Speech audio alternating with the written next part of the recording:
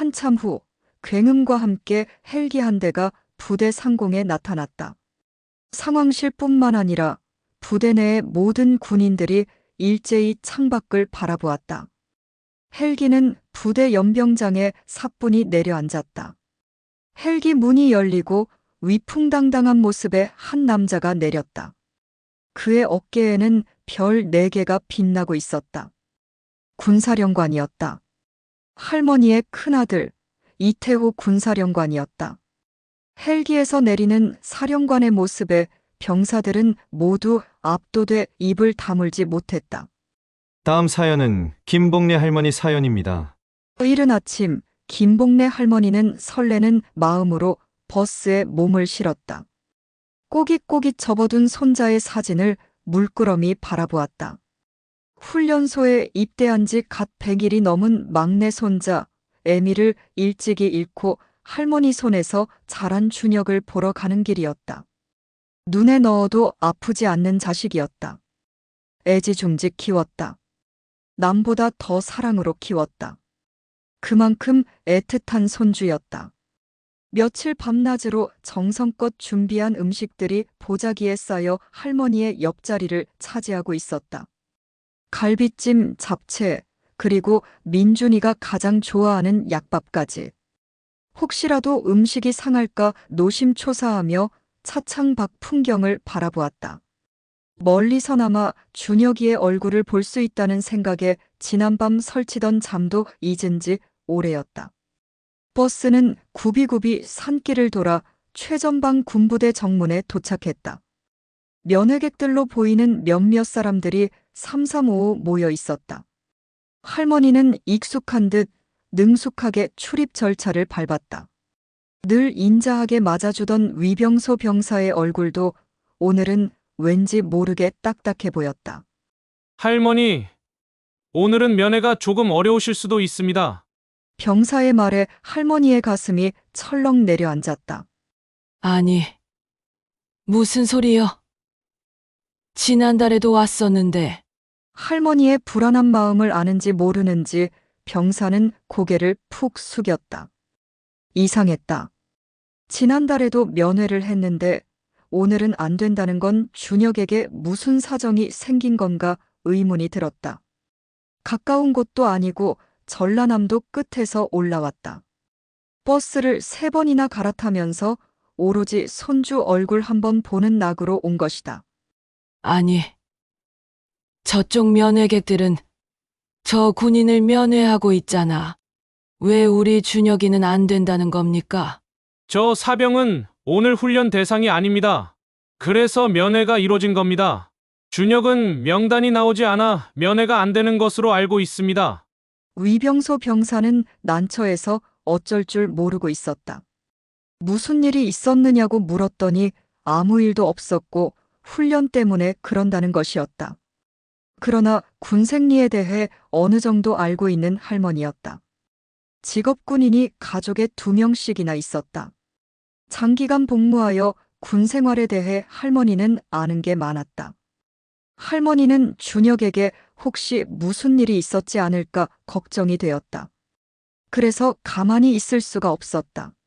면회가 왜 안 되는 건지 자세히 설명해 줄 수 없어요? 연세가 많은 노인네가 특히 먼 곳에서 올라와 손주 면회를 요구하는 것에 난처해진 병사는 할머니를 어딘가로 안내를 했다.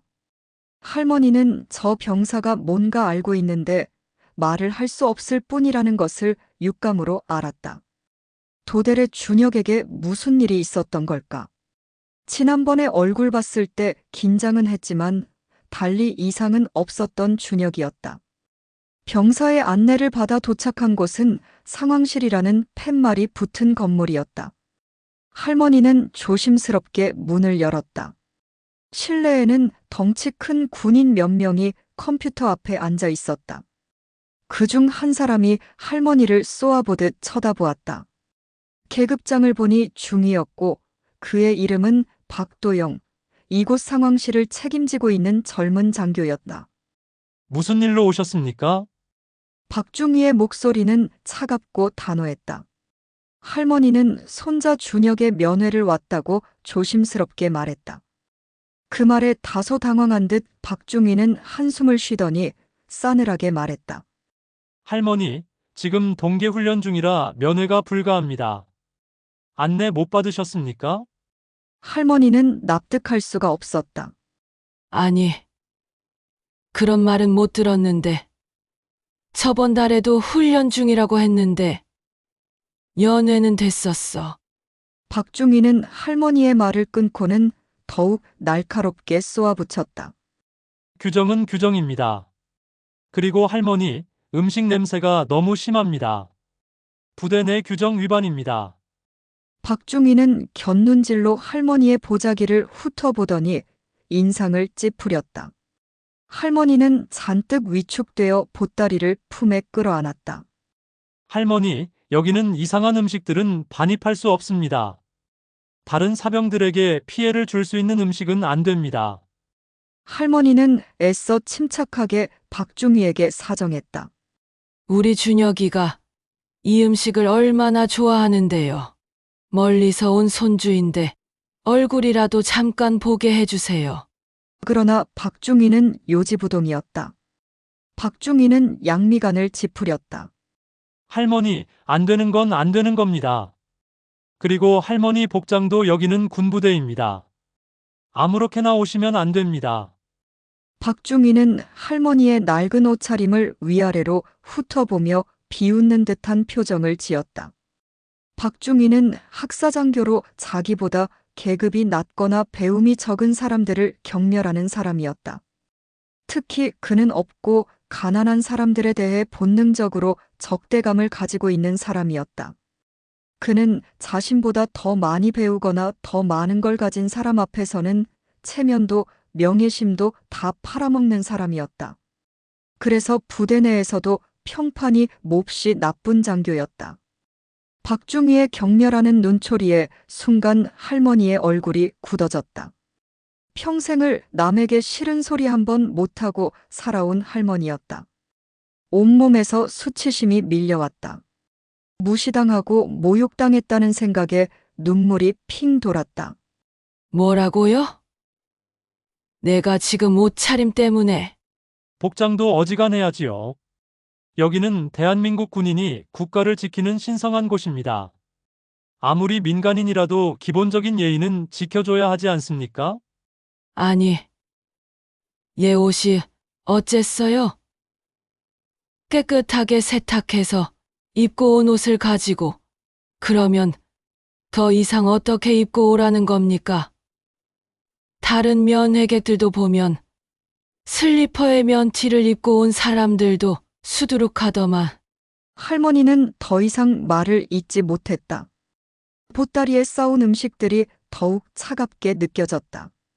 아침부터 정성껏 준비했던 모든 것이 한순간에 무너지는 기분이었다.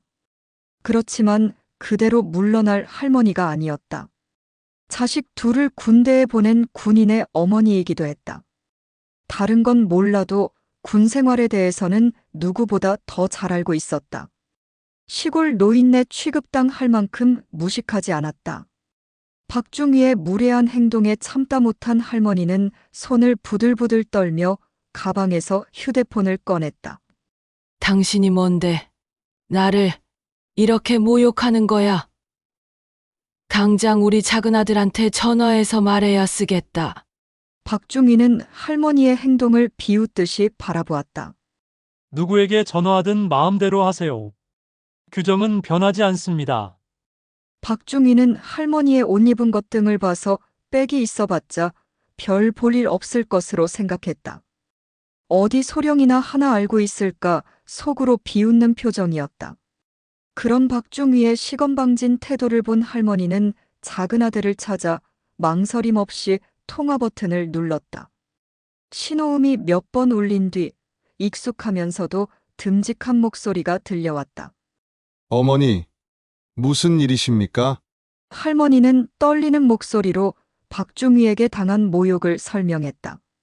박중희의 불친절한 태도, 음식 냄새 타박, 그리고 복장에 대한 무시까지.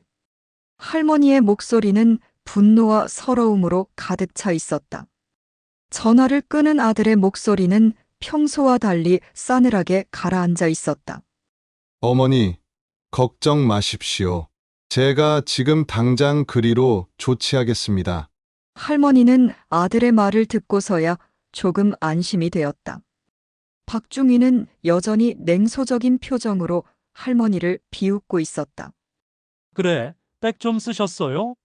무슨 백이신데 그렇게 자신 있어 할까?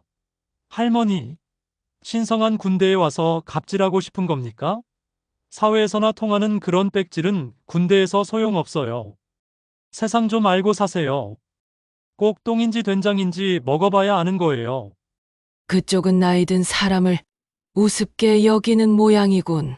당신 안 늙고 평생 젊게 살 수 있는 줄 착각하는 건가요? 사람은 누구나 늙어요.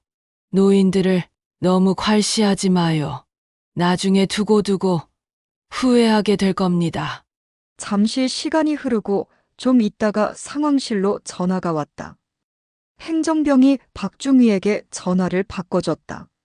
네. 박중희입니다. 순간 전화를 받던 박중희의 표정이 일그러졌다. 네. 알겠습니다. 충성. 아마도 직속 상관인 모양이었다. 박중희는 전화를 끊더니 바로 다른 전화기로 어디론가 보고를 하는 것 같았다. 다급하게 뭐라고 하더니 난감한 표정을 지었다. 한참 동안 박중희는 통화한 후 전화기를 힘들게 내려놨다. 마치 내려놓으면 안 될 물건을 내려놓는 듯이. 그리고는 돌아서서 할머니를 날카롭게 째려봤다. 기분 나쁘다는 얼굴이었다. 조금 있으면 준혁이 나올 겁니다. 면회소에 가서 만나세요. 할머니는 너무 좋아 순간적으로 환호성을 냈다.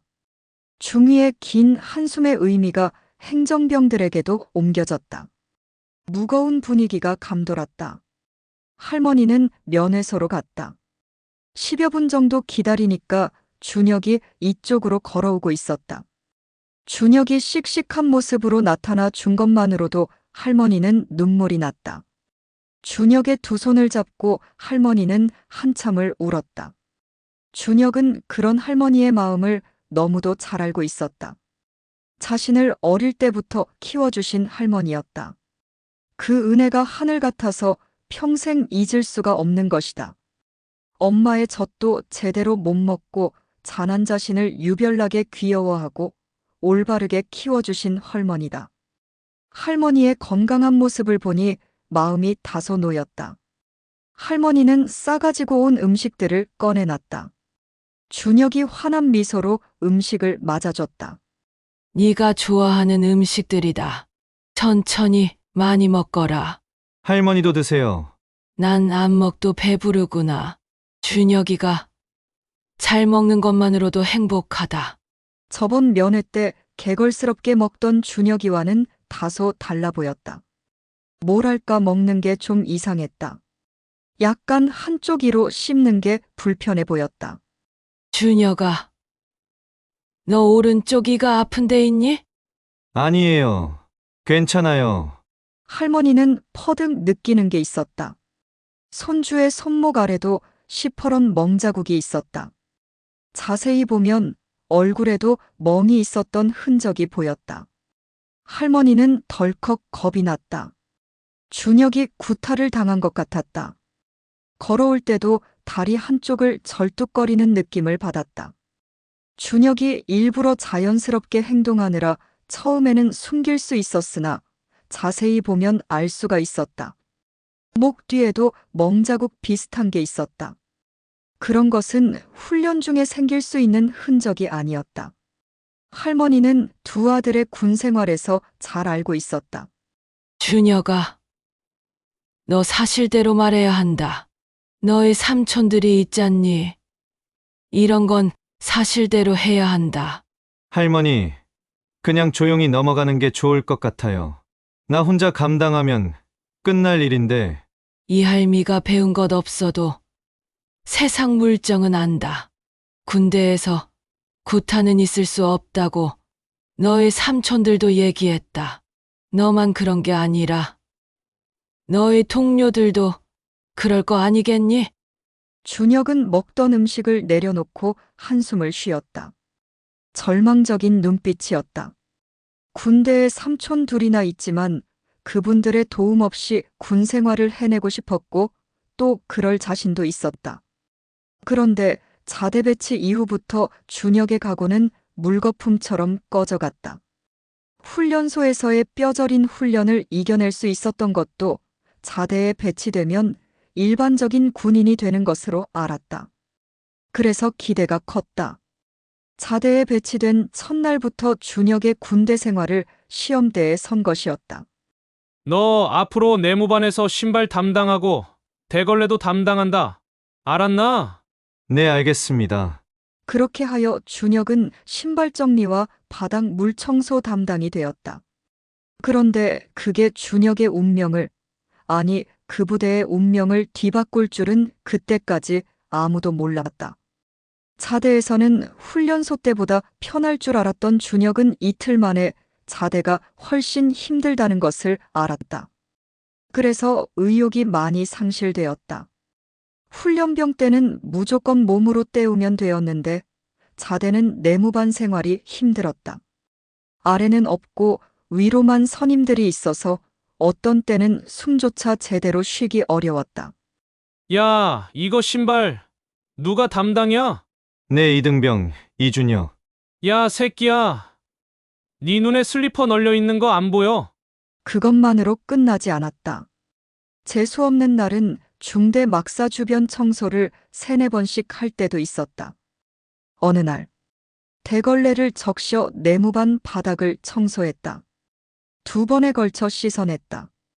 그런데 선임 임상병이 미끄러져 넘어졌다.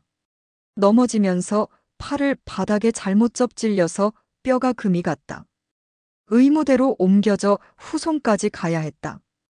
그 상해의 원인은 물걸레질을 하고 물기를 완전히 제거하지 않아 미끄러진 것 때문이라고 선임들이 지적을 했다.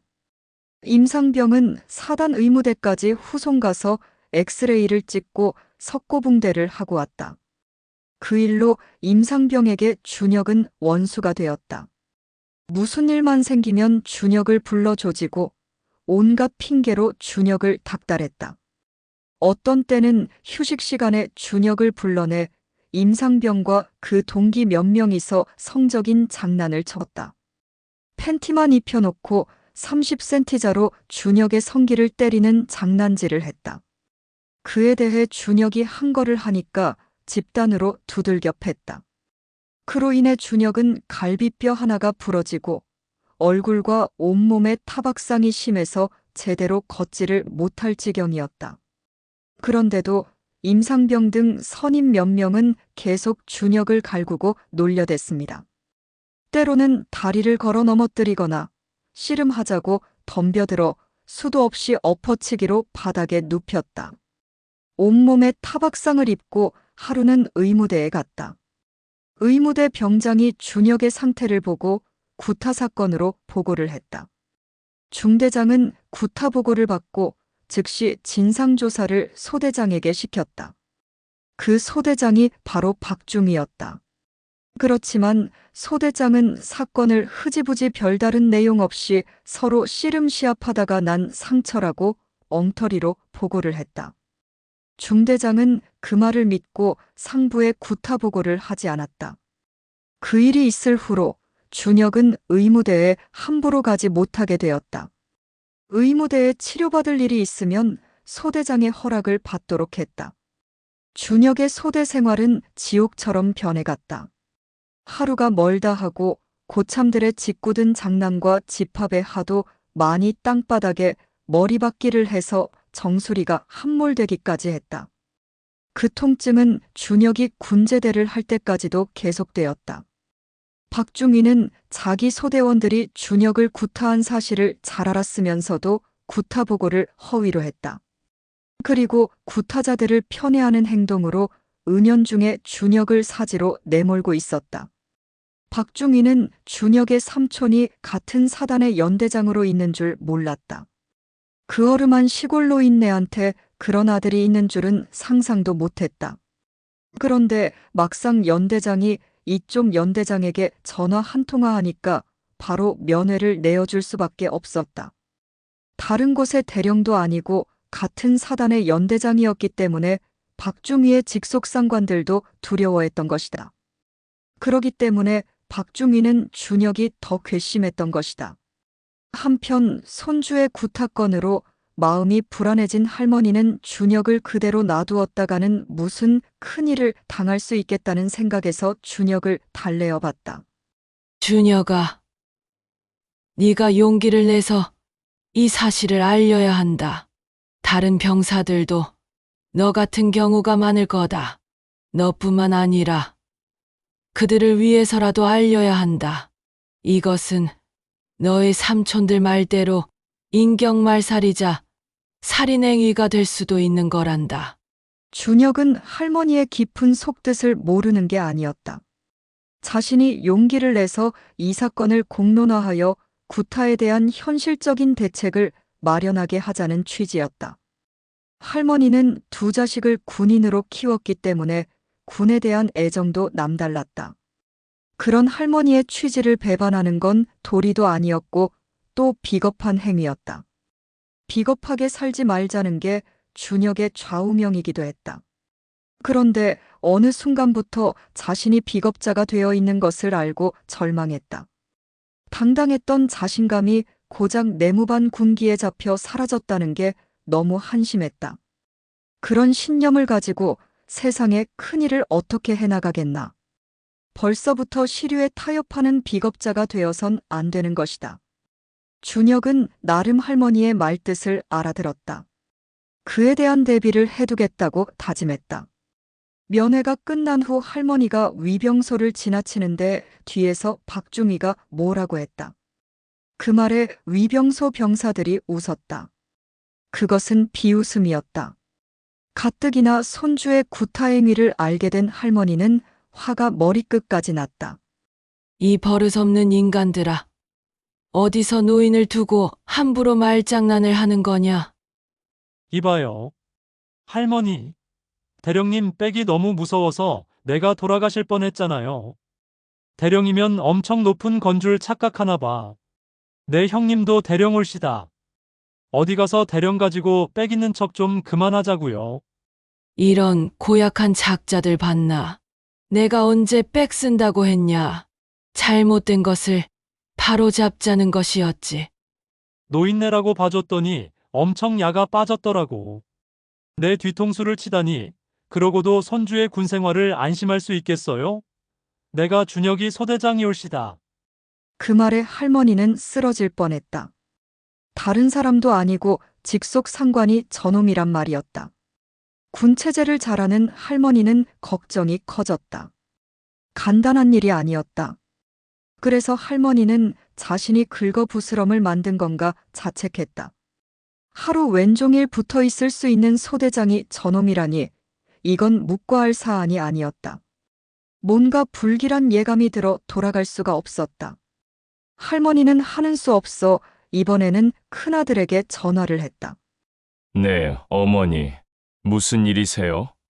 아까 이대령 보고 받았어요. 면회를 잘하신 거지요? 그래, 잘했다. 그런데 심각한 일이 있어 전화했다. 준혁이가 구타를 당했더라. 그걸 숨기려고 훈련을 핑계로 면회를 거절했던 거다. 박중희라는 소대장 놈이 아주 못된 놈이더구나. 준혁이를 두고 노골적으로 군생활 힘들 거라고 한다. 나는 너무 두렵구나. 어머니, 걱정 마세요. 제가 당장 그리로 가겠습니다. 준혁이는 거기서 만나 보겠습니다. 이대로 놔두면 큰일 터지겠어요. 다른 병사들도 같은 처지가 많을 겁니다. 한참 후 굉음과 함께 헬기 한 대가 부대 상공에 나타났다. 상황실뿐만 아니라 부대 내의 모든 군인들이 일제히 창밖을 바라보았다. 헬기는 부대 연병장에 사뿐히 내려앉았다. 헬기 문이 열리고 위풍당당한 모습의 한 남자가 내렸다. 그의 어깨에는 별 4개가 빛나고 있었다. 군사령관이었다. 할머니의 큰아들 이태호 군사령관이었다. 헬기에서 내리는 사령관의 모습에 병사들은 모두 압도돼 입을 다물지 못했다. 사회에서 바라보는 별 4개와 군대에서의 별 4개는 상상할 수 없는 차이가 있는 것이다. 사병들은 영화에서나 본 사성장군의 모습을 실제로 두 눈으로 보면서 경이로움을 느꼈다. 이태호 군단장은 헬기에서 내리자마자 곧장 상황실로 향했다. 그의 얼굴에는 일말의 망설임도 주저함도 없었다. 상황실의 모든 장병들은 군단장의 갑작스러운 방문에 경직된 자세로 서 있었다. 특히 박중희는 군단장의 등장을 보고 얼굴이 새하얗게 질렸다. 군단장이 부대에 떴다는 소식이 알려지자 연대장들과 그리고 사단장이 속속들이 준혁의 부대로 몰려들어왔다. 이태호 군단장은 상황실 중앙에 우뚝 서서 날카로운 눈빛으로 장병들을 훑어보았다. 그 눈빛만으로 휘하 장병들의 오금을 저리게 만들었다. 아우라가 어마어마했다. 지금 이 부대 기강이 대체 어떻기에 면회 온 노모를 이토록 무시하고 모욕할 수 있나? 그의 목소리는 상황실 전체를 뒤흔들 만큼 강력했다. 국민에게 봉사해야 할 군인이 제 부모 같은 어르신을 푸대접하다니. 도대체 누구에게 배운 예의인가? 그게 군인으로서 올바른 태도인가? 뒷골목 양아치들인가? 박중희는 고개를 푹 숙인 채 아무 말도 하지 못했다. 군단장은 박중희를 똑바로 응시하며 차가운 목소리로 말했다. 박중희는 당장 앞으로 나와. 박중희는 온몸을 사시나무 떨듯 부들부들 떨며 앞으로 나섰다. 어머니께 당장 사과드려라. 그리고 자네의 모든 행동에 대해 책임을 져야 할 것이다. 죄송합니다. 준혁이 할머님, 제가 몰라뵙고 건방지게 행동했습니다. 할머니는 그에 대해 한마디 해줬다. 사람을 옷차림이나 생김새로 판단해선 안 되네. 그 사람의 인격이 중요한 거네. 자신보다 없어거 못 배우거나 더 낮은 사람일수록 더 친절하게 대해주시게. 그럼 복 받을 걸세. 박중희는 눈물을 흘리며 자신의 시건방진 태도를 반성했다. 군단장은 박중희를 질책하는 것에서 그치지 않았다. 그는 즉시 부대 내 모든 장병들을 소집하여 긴급 정신교육을 실시했다. 군인은 국민의 생명과 재산을 지키는 것을 최우선으로 해야 한다. 그리고 그 기본은 존중과 예의다. 특히 어르신들에 대한 공경은 군인의 기본 소양 중 하나다. 군단장은 부대 내의 모든 부조리와 불친절 행위를 색출하겠다고 엄포를 놓았다. 군 내부 폭력 행위, 가혹 행위, 그리고 면회객에 대한 불친절 등 모든 불미스러운 일들을 철저히 조사하겠다고 선언했다. 병사들은 사단장의 단호한 모습에 잔뜩 긴장했다. 그동안 쉬쉬하며 묵인되었던 관행들이 수면 위로 떠오를까봐 모두가 불안해했다. 실제로 그날 이후 부대 내에서는 대대적인 조사가 시작되었다. 군단장은 직접 병사들과 면담하며 그들의 고충을 듣고 숨겨진 문제들을 파헤쳤다. 부대 내에는 한동안 긴장감이 감돌았다. 하지만 동시에 병사들 사이에서는 조금씩 희망의 기미가 보이기 시작했다. 군단장의 조카인 준혁이 피해 당사자로서 용기 있게 증언하면서 부대 내 구타 가혹행위에 대한 증언이 잇따라 나왔다. 고질적인 관행들도 폭로되었다. 며칠 뒤 박중희에 대한 징계 결과가 발표되었다. 그는 면회객에 대한 불친절, 모욕적인 언행, 그리고 부대 기강 문란의 책임을 물어보직 해임 및 감봉 3개월의 징계를 받았다. 박중희는 자신이 저지른 행동의 대가를 톡톡히 치르게 되었다. 그의 얼굴에는 더 이상 오만함이나 냉소적인 표정은 찾아볼 수 없었다. 그 대신 깊은 후회와 좌절감이 드리워져 있었다. 또한 임병장을 비롯해 준혁을 상습적으로 집단 구타한 3명에 대해서는 폭력행위로 군법회의에 넘겨져 징역형을 선고받았다. 그들은 헌병대에 갇힐 때는 너무 두려워 눈물을 흘렸다. 특히 임병장은 울부짖으면서 자신은 소대장이 시켜서 그런 것이지 원래 자기는 준혁을 보호해 주었다고 변명해댔다. 그러나 누구도 그의 말을 믿지 않았다. 박중희의 징계와 임병장 등의 실형 선고는 부대 전체에 큰 파장을 불러왔다. 많은 장병들이 그의 처벌을 보며 경각심을 가졌다. 동시에 군단장의 단호한 조치에 대해 긍정적인 평가도 이어졌다.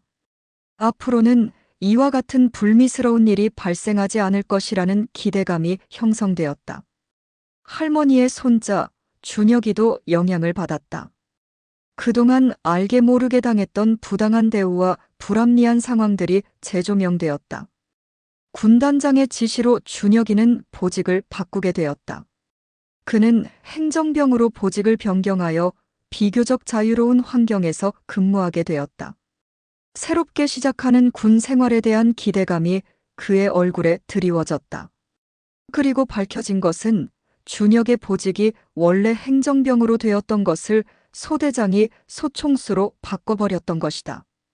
할머니는 며칠 뒤 다시 부대를 방문했다. 이번에는 군단장의 특별 지시로 준혁이를 부대 밖으로 데리고 나올 수 있었다.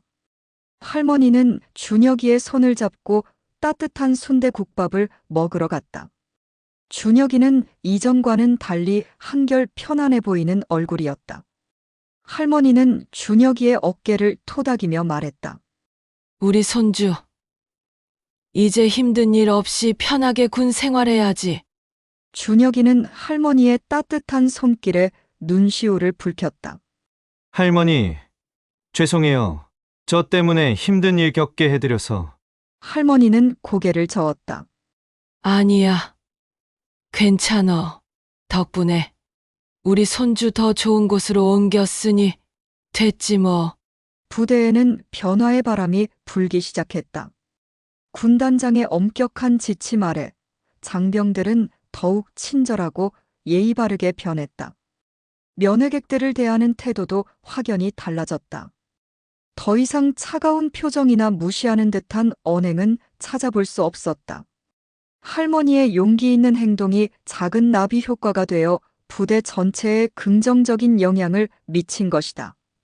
이제 군대는 국민에게 더욱 신뢰받는 존재로 거듭나기 위한 첫걸음을 내딛고 있었다. 의상 사연은 여기까지입니다. 감사합니다.